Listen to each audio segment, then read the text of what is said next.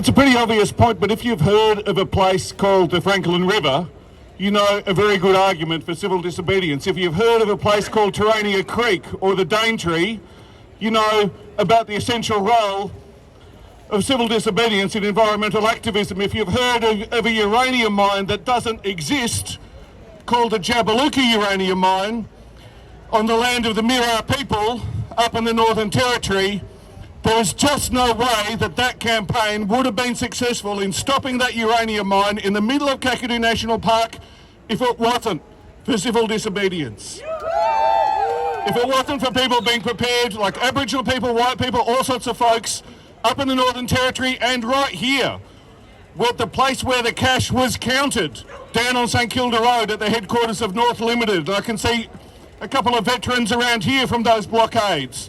If it wasn't for that civil disobedience, there would be a uranium mine in the middle of Kakadu still spewing out toxic poison all over the world. So it's obviously, there's a few vested interests involved.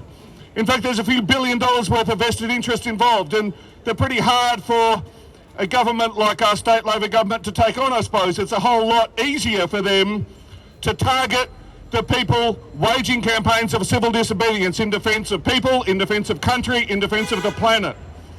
And what happens today to forest protesters will happen tomorrow to union picket lines.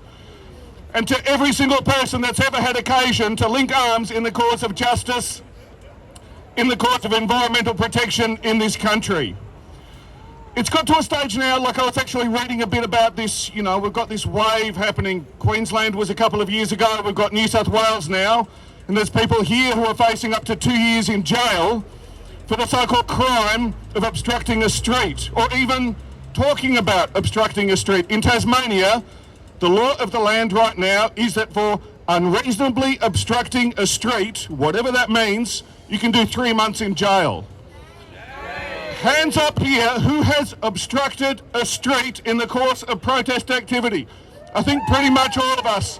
Well, let's keep doing that, because there's nothing else that's going to save us apart from ourselves, apart from our organisation, apart from our civil disobedience and the movements that we build. So thank you very much for the opportunity. Congratulations for the organisers of the rally today.